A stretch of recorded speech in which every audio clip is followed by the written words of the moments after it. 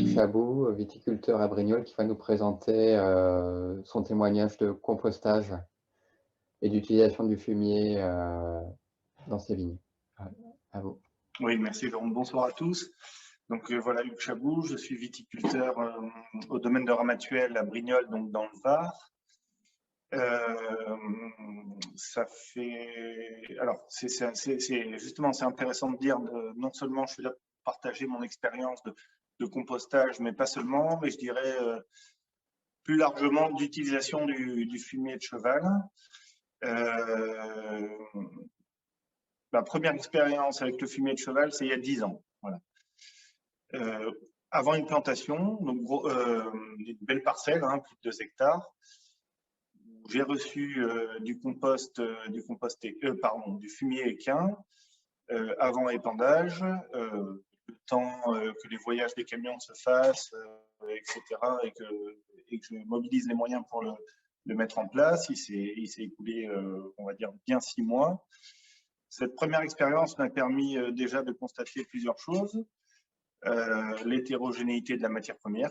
Voilà. Alors, en fonction de la provenance, vous avez des fumiers très pailleux, des fumiers moins pailleux, vous avez du copeaux de bois, vous avez beaucoup de litière, on a même du foin, etc. Donc, c'est la première chose, l'hétérogénéité. Deuxième élément, si vous ne faites rien sur un tas de fumier, il ne se passe pas grand-chose. La paille étant un isolant qu'on utilise même en construction. Hein, donc, un coup de godet dans un tas de fumier qui a 5 mois en saison sèche, il ne s'est pas passé grand-chose. Et ensuite, c'est la difficulté d'épandage. Voilà. Je n'avais pas de moyens, je n'avais pas d'épandeur. J'ai eu mes voisins de la sécurité civile qui m'ont aidé avec des bulldozers. Et je dirais que les malheureux, au bout de 2 heures, ils avaient colmaté tous leurs radiateurs de leur machine, parce qu'on a beaucoup de particules en suspension, etc. Donc, une première expérience, déjà, en peu de temps, voilà, j'avais saisi trois enjeux, trois à résoudre. Donc, je vais vous passer le petit diapo qu'on a prévu pour vous résumer un petit peu, pour vous partager mon expérience d'utilisation du fumier de cheval. Voilà. Alors, est-ce que vous voyez mon écran? Oui, c'est bon? Ok, on passe en plein écran. Alors, pour moi, en tant que viticulteur, donc utilisateur final du fumier, je dirais que le principal avantage, c'est que c'est une source abondante et gratuite. Dans notre région, il y a beaucoup de centres équestres, d'élevage, etc. Donc, il y a cette problématique d'écouler le fumier. Donc, pour moi, en tant que viticulteur, ça fait une source abondante et gratuite de matière organique. Voilà. Donc, moi, mon interlocuteur, son métier, c'est il met des bennes à disposition dans les centres équestres, les haras, les hippodromes et autres élevages de bennes pour recueillir le fumier. Et lui, son travail, c'est de l'évacuer. Donc, il est bien content de trouver des agriculteurs, dont moi, pour assurer le maillon final. Ensuite, ce que je vous disais tout à l'heure, là, cette source abondante et gratuite, eh bien, elle est très hétérogène et ça constitue le principal écueil pour sa transformation. Pour véritablement une vraie transformation et non pas un simple entrepôt et un simple épandage. Alors, je vous ai remis un petit schéma récapitulatif de ce que c'est qu'un compostage idéal. Ce qui est compliqué avec le fumier de cheval, je pense que c'est un des matériaux les plus compliqués à composter. D'une part, parce que les équidés, vous le savez, hein, ils ont un rendement digestif qui n'est pas au top. Donc, ça veut dire qu'on va retrouver dans leur déjection, sans parler de la paille, on a déjà énormément de cellulose. Donc, on va avoir un rapport entre le carbone et l'azote on va dire, à la sortie du cheval qui est déjà en faveur du carbone. Et ensuite, on va avoir toutes les litières qui vont constituer encore des apports supplémentaires de carbone sous forme cellulosique. Alors, un compostage, pour moi, ce que ça veut dire sur mon exploitation, la première étape entre les élevages et mon exploitation, ben, ça va être le recueil et le transport. Il y a trois principales phases là, dans le compostage. La première phase qui est très importante, c'est la montée en chaleur. Ce sont les bactéries qui vont agir. Cette première phase est importante parce qu'elle va permettre l'hygiénation du compost. Donc, la montée en chaleur qui permet de se débarrasser de tout ce qu'on ne veut pas, de tout ce qui va être résidu éventuellement de produits de traitement ou autres, de tout ce qu'on va pouvoir donner aux chevaux et autres. On va avoir une première diminution de volume. Alors, il nous faut de l'eau, de l'air. Deuxième phase, on voit ce qu'on pourrait appeler la maturation du compost. Là, on va s'orienter vers la constitution d'un humus plus ou moins stable. Et ben, il faut au minimum 3 semaines, mais ça peut s'étendre sur plusieurs mois. Alors, quand on essaie de composter du fumier équin, ben, on a cette première difficulté, c'est que cette première phase, elle est déjà problématique. Ce que je vous disais, quand on a beaucoup de paille, c'est un matériau isolant. Donc, on va avoir besoin d'eau, c'est pas évident. La paille, vous pouvez prendre 60 mm de pluie, vous retournez un tas de fumier, ben vous allez voir que c'est mouillé sur 20 cm et que le cœur est toujours sec. Donc, il faut des outils et il faut de l'eau. Donc ça, pour nous, en tant qu'agriculteurs, ben, on n'a pas forcément les outils, pas forcément le temps. Et puis, si on a de l'eau, on ne la destine pas forcément à notre tas de fumier.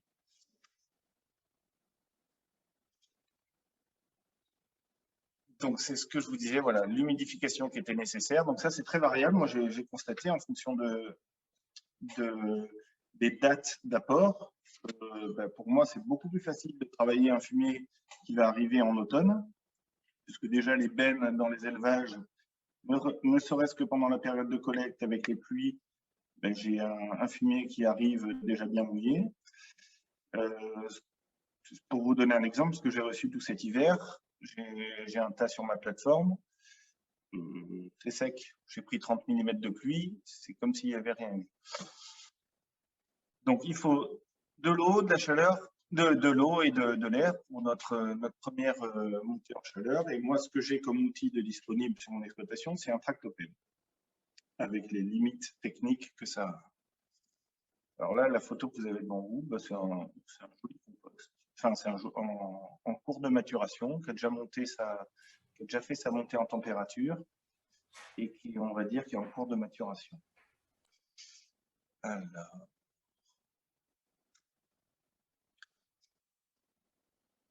Voilà, alors,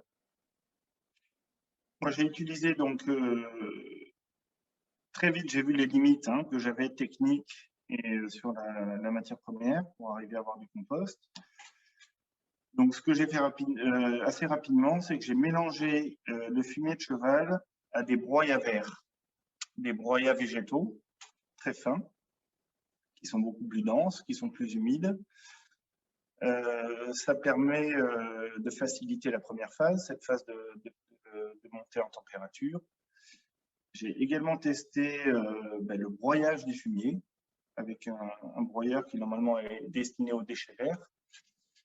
Et on a fait l'équivalent de 80-100 mètres cubes. C'est très intéressant parce qu'on a une réduction de volume immédiate et vous avez une montée en température dans les 24 heures qui suivent qui est parfaite. Il faut avoir le matériel. Moi, je ne l'ai pas. On me l'avait prêté. Bon, c'est performant. C'est une bonne piste d'amélioration, en tout cas pour améliorer le compostage. Ensuite, sur les limites, alors bon, ça m'est arrivé quand même malgré tout quelquefois de réussir un joli compost avec du fumier équin. Sur son utilisation pour moi en tant qu'agriculteur à la parcelle, j'en ai mis pendant 6 ans sur une parcelle qui avait des carences en matière organique. L'enjeu pour moi, c'était augmenter le taux de matière organique. Je me suis rendu compte, après ces 6 années, après des analyses et une fouille pédologique, que tout ce que j'avais mis, finalement, avait été minéralisé. Donc, mon objectif qui était d'atteindre une augmentation de la matière organique n'avait pas été atteint. Et tout était parti forme d'azote. Donc, finalement, j'avais apporté un engrais, ce qui contredit ce qu'on entend souvent, que le compost n'est pas un engrais, mais en gros, si vous voulez, toute la matière organique issue du fumier s'était transformée en azote. Quand on voit le temps qu'on passe à composter et à épandre, donc le temps d'épandage, le temps de travail en tracteur, c'est du temps, mais c'est aussi du gasoil. Si on raisonne en bilan humain, en bilan économique ou en bilan carbone, si j'avais acheté un bon engrais, un bon vendeur d'engrais, j'aurais été gagnant dans tous les cas. Donc du coup, ça m'a fait revoir mon utilisation du fumier. Et aujourd'hui, je l'utilise plutôt en apport automnal. C'est-à-dire toujours en mélangeant avec du broyat vert. J'ai du fumier qui est déjà humide. Il a sa montée en température rapide. Et donc, on a un compost frais, non mûr, qu'on va apporter sur nos parcelles à une période où la terre est froide et plus fraîche, donc de l'automne à l'hiver. Et donc, au lieu de favoriser la minéralisation, on va favoriser l'humification. Et cette humification, elle va avoir lieu en place. C'est ce qui est pour moi le plus intéressant d'un point de vue agronomique. Alors, pour recoller à ma diapo, par rapport à toutes ces difficultés du compostage du fumier équin, parmi les pistes d'amélioration des pratiques, bon, il y avait le mélange des broyats végétaux, le broyage du fumier. Et il y a aussi une technique qui peut être intéressante quand on n'a pas le temps de travailler ces engrais, donc de les aérer et de les arroser, c'est de semer carrément ces andins de fumier à l'automne, avant les pluies, avec par exemple des moutardes ou des radis. L'intérêt, c'est quoi? Les crucifères comme les moutardes, on va récupérer l'azote qu'on a présent dans le fumier, qui sinon va s'évaporer ou partir avec les pluies. Et les radis, ils vont nous assurer, on a des gros pivots qui vont traverser nos andins, favoriser la descente de l'humidité. Et donc finalement, et puis en plus, on a un couvert. Les andins de fumier, ils sont couverts. C'est vert, il n'y a pas de mouche, les voisins sont contents. Vous gardez votre humidité et je dirais ça travaille tout seul. Donc ça, c'est une des pistes que j'ai pu explorer, que je trouvais intéressante pour pallier aux défis un peu techniques du travail du fumier équin. Alors là, pour revenir à ma diapo suivante, voilà. Donc moi, je l'utilise plutôt, mon utilisation préférée, on va dire. Ce que je vous disais précédemment, c'est plutôt des apports automnaux, parce que l'automne, il fait froid et humide. Les champignons travaillent plus que les bactéries. Et ça me permet de garder mon carbone et de faire de l'humus stable et surtout in situ, donc qui va se lier plus facilement avec mon sol. Le but à terme pour moi étant d'augmenter le taux de matière organique dans mes sols et de piéger du carbone.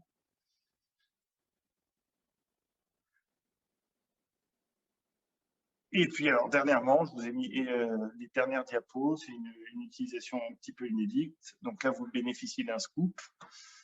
Donc on a eu un hiver très sec. Hein. Je pense que tout le monde manque d'eau, je ne suis pas le seul.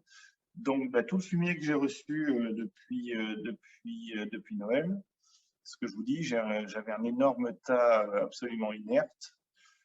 Donc c'était plus de la paille que du fumier. Et je m'en suis servi ces derniers jours. À l'approche de l'épisode de gel là, qui a dévasté la France, j'ai tenté une expérience, j'ai paillé un jeune plantier. Et donc, c'est les opérations que vous voyez sur les diapos. Et écoutez, je peux vous le dire, c'est un scoop. Là où il n'y avait pas de fumier, il a fait moins 9,5. Et sous la paille, là, au pied des vignes, il faisait 3 degrés. Donc, grâce au fumier de cheval, j'ai stoppé mes 2 hectares de plantier. Voilà, c'était une utilisation un petit peu originale. Un petit peu inédite pour moi, mais qui présente un intérêt et je pense qu'il peut être développé. Alors, j'essaie de vous retrouver. Mais...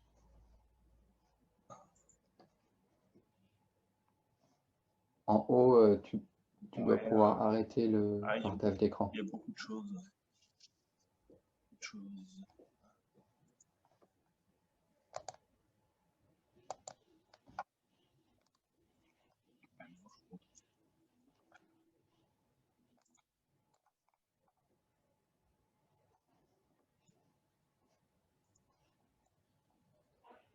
Est-ce qu'on a des questions? Vous pouvez les poser via le chat. Ouais. Juste pour reprendre, voilà. Le fumier de cheval, ça reste quand même, pour moi, hein, en tant qu'agriculteur, qui n'est pas du matériel spécifique. Je n'ai pas de retourneur d'andin, je n'ai pas de source d'eau à volonté. C'est quand même technique, c'est pas évident de bien le réussir. Et du coup, pour moi, la meilleure utilisation, c'est de le mélanger à du broyat vert.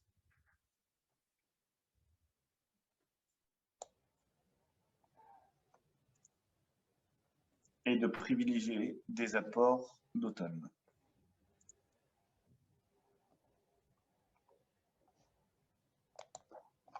Alors, on a une question.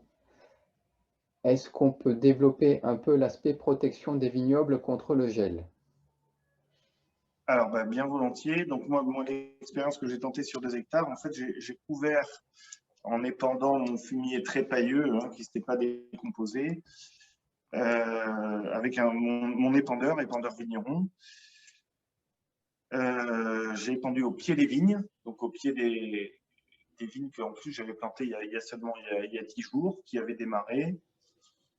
On a rassemblé la paille au pied de la vigne et on a eu une protection efficace. Donc c'est valable sur des vignes qui sont pas encore établies, bien entendu, pour pouvoir les couvrir complètement.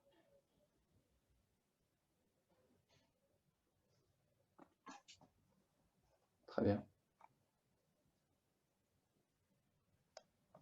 Et alors, oui, pardon, une chose sur laquelle je n'ai pas parlé, au-delà de l'aspect fertilisation et augmentation de l'humus et de la matière organique dans les sols, moi, ce que j'ai constaté, c'est que, en fait, l'utilisation massive de compost équin, même si je n'ai pas augmenté ma matière organique dans les sols, ça m'a permis, en tout cas dans un premier temps, de restaurer une activité biologique, voilà, de stimuler.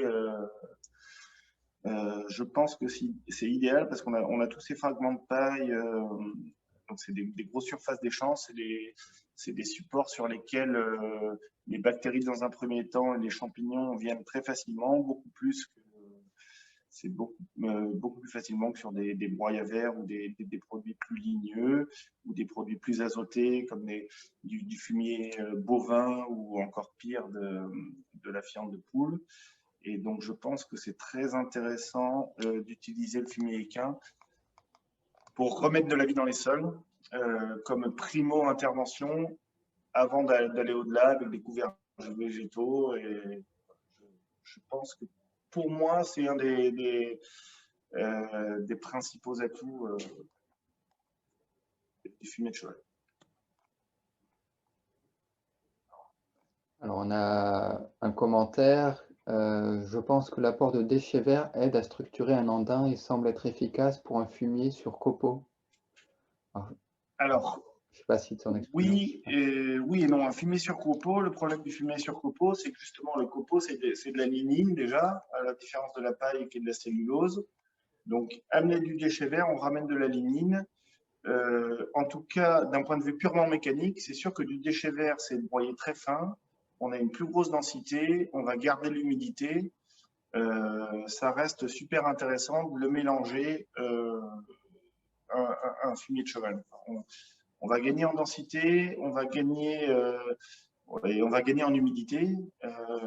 Et ça, c'est sûr que un broyat vert, vous prenez des végétaux broyés frais, vous avez une montée en température dans les 24-48 heures.